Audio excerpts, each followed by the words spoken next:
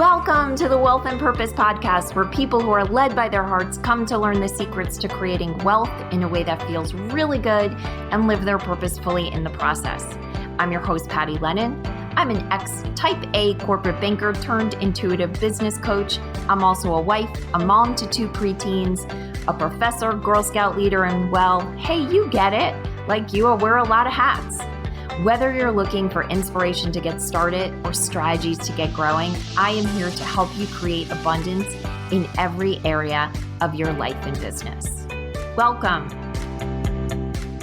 Hey there, Patty here. Thank you for joining me for this episode of the Wealth and Purpose podcast. And like many people, over the weekend, I watched Hamilton for the first time. I was not one of those lucky people that had scored tickets to the live show. And so I was really excited to be able to see it streaming on Disney Plus. And I'm one of those people that once I see something and it intrigues me and entertains me, is I just want to know all the things, right? So I hadn't really studied Lin Manuel Miranda's journey. I mean, I knew he had created it out of inspiration, but beyond that, I didn't know that much. I think I've seen him in like one carpool karaoke. And so I started looking up, what brought him to write the musical, what was the history and the history of the different actors that played their roles. There was just so much there, so much richness there. And as I started to fly down the rabbit hole that is the generous gift of the internet, what I found just amazed and inspired me and really excited me. I think, it brings me to tears when I see anyone succeed at the level that Miranda has succeeded at, because he followed his passion and he had courage. And I think that's just such a beautiful thing. But what struck me was the level of commitment and persistence that he had to have to achieve the success that he did. And that's something that I think we can all glean from this show that's become the most successful Broadway production ever. And it became the most successful Broadway production ever as a result of course, Lin Manuel Miranda's commitment and persistence, but also because it was something that no one thought would succeed. And that to me is so fascinating, because as much as, at least in the US, we just keep reproducing the same stuff that everyone wants to consume. We, just as a country, as marketers, sort of rely on what people have already shown that they're willing to consume. The reality is greatness comes when something original is born.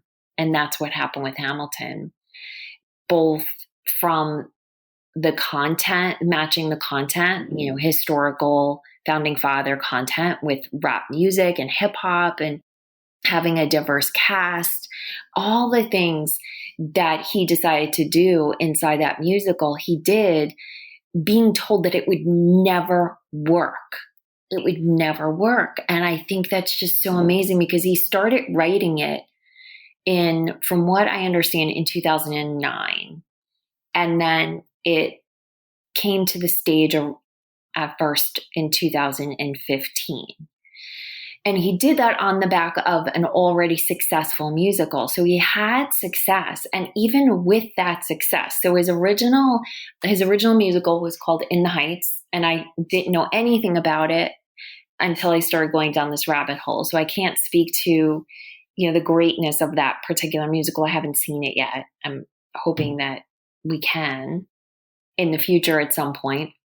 Maybe he has, with his contract with Disney to release this musical as, a screen production, maybe we're going to get to enjoy more of those productions that way.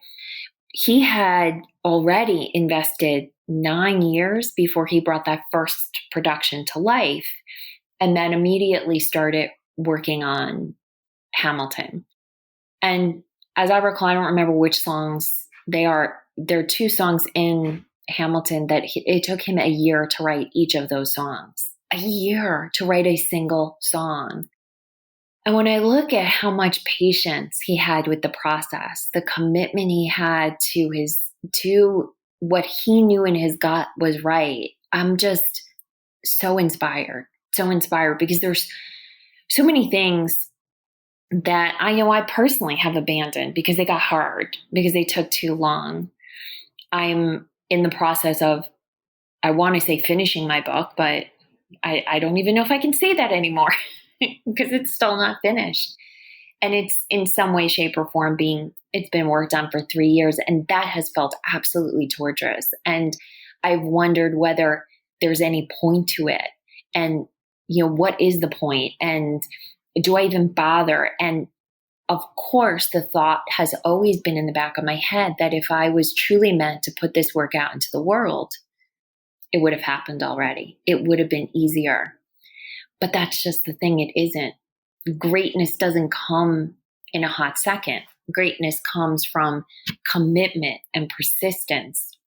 And so when he started writing Hamilton in 2009, he spent all those years before it was actually on stage, and piggybacking already on success, already having proven himself, being told by his mentor, by Daveed Diggs I just saw an interview with him with Kelly Clarkson, and he told his friend that this was a really bad idea.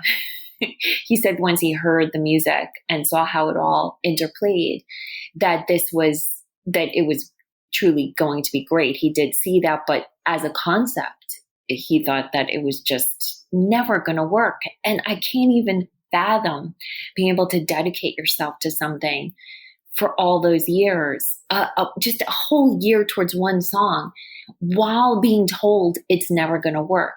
To have such a strong inner compass of your truth and of your purpose that what others say does not deter you. Now, I am struck by when I look at Lin Manuel Miranda's interviews, he does appear to be someone who's just so full of fun and life. And I think it would be easy to see how he shows up and think it was easy, but clearly it wasn't. Clearly this took dedication. And, I haven't really dove into too many recorded interviews yet. As I'm recording this podcast, actually, we had just seen Hamilton yesterday, so I've only really spent a few hours kind of down that rabbit hole, but I'm looking forward to learning more about him. And all of that came from, the inspiration for Hamilton came from him being on vacation and reading a biography about Alexander Hamilton, which again goes to show you that, our inspiration for our greatness can happen anywhere. He, as himself, as someone whose family, he identified with an immigrant energy, he looked at Hamilton's story as really being the story of an immigrant. And when we look at what's going on in our country right now and what's been going on in the US with refugees and immigrants, and to really see that his connection to that energy and really that it is the heart of our country, that our country is truly been built, its greatness, on not necessarily what everyone would consider to be typical, right? Everyone's greatness comes from some place where their core is connected to history that isn't necessarily the history of white America. And he just tapped into that. And to see that vein that ran through him, that connection to the history of people of color and immigrants, and then the interplay of R&B and hip hop, to bring all of that together and for him to feel that and then bring it to life in such a spectacular way as we enter into this time where this country is coming to a reckoning of its whitewashed history, I just think it's just astounding. It's just astounding. And it speaks to that if we can trust what's in our own souls, if we can trust what we're connected to, if we can follow the inspiration, the amazing proof that God can make, that the divine can make through our creations of what is true and what is real and what matters. All of that came together for me, both watching Hamilton and then going down the rabbit hole of finding the history of it. What was also really interesting is that I watched it with my daughter, and going into it, my daughter and I watch a lot together, and she generally has a lot of questions. We watch a lot of different type of content, and she has a lot of questions. And most of the time, we pause and discuss what she needs to discuss, because I like the fact that she has an inquisitive mind. But I knew going into the musical, having spoken to some people who had seen it, I did not believe it would be easy for her to follow it. I didn't see it, so I didn't know that, but that was just my impression based on what people said. So going into it, I said to her, I think we're going to have to watch it one time through, and then you can bring all your questions to me once it's done, or more likely we'll watch it one time through, just enjoying the music and absorbing what we can, and then watch it a second time, and then you can bring your questions. And I did that, I'll admit, partially selfishly, because I really wanted to watch it straight through without constantly having to stop it and explain it. But also because the musicals that I have come to truly love, and my favorite being, before Hamilton, being Les Mis, I didn't get the full essence of it. It has to sort of seep into your bloodstream and into your body to feel what it's telling you and what it's sharing with you. And you need time with it. You need relationship with it to really understand that. And I wanted her to also start to get that not every answer needs to be immediate. Sometimes we can just sit with the questions. And so we went through the musical, and she did not ask a single question. And we got to the end of it, and she said, I didn't need to ask a question.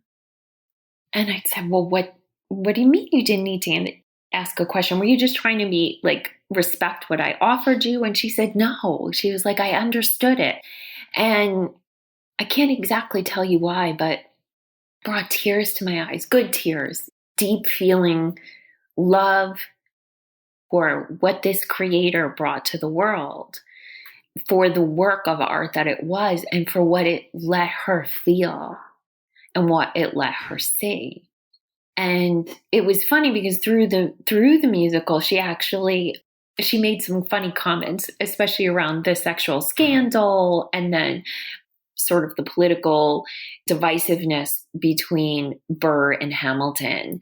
And she got it. She got it on such a real level, and felt it and saw it and appreciated it. And, I think that's what happens when someone's soul creates from such a pure level. It speaks to other souls, and her soul heard it all. Now, I know when we go back to watch it again in the future that she probably will have more questions. Why were certain things a certain way, or why one thing would have happened, or someone would have made a choice that they made? But she really, really felt it and got it. And when I think back on my favorite works, whether it's a course I took, a book, anything that someone else created that I had the privilege of consuming, the ones that have spoken to me the deepest are the ones where the creator of that had the deepest connection to it, or at least it felt that way. And when I had the opportunity to ask them about it, that's generally what I felt and what I heard. On a much more humble level, when I created the receiving school last year, it was logically, it didn't make as much sense. And I've told that story, but in my heart, it felt like it was the truth. It was my truth. And of everything I've offered in my work, the receiving school has definitely made the biggest impact on people in a way I couldn't really have predicted or understood. Is the closest I've ever come to producing something that feels like it is the direct production of my soul interacting with the divine and then offering it out to the world. And so what I would say to you is definitely check out Hamilton. I think it's worth the subscription to Disney Plus for a month at least, if you don't already have it, just to drink in someone else's ability to offer themselves fully through their work. I think that's just amazing. And on a more personal level, ask yourself right now, what does your soul most want to offer to the world? And just notice if there's anything you've censored because other people said it just doesn't make sense. Because that may be the fact that they say it doesn't make sense, or you think it doesn't make sense. That may be the very key to its greatness, to your producing greatness out of your own personal well of creativity.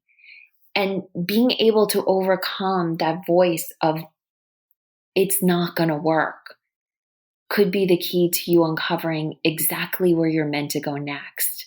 And if someone else telling you it's not going to work has been stopping you, then really drink in the magic and the majesty of Hamilton, because that is exactly what that production is. It is one man deeply committed to his own inspiration, able to block out everyone else's feedback and honor it fully and completely. And I think if any of us do that, we are truly honoring the gift that is this human life.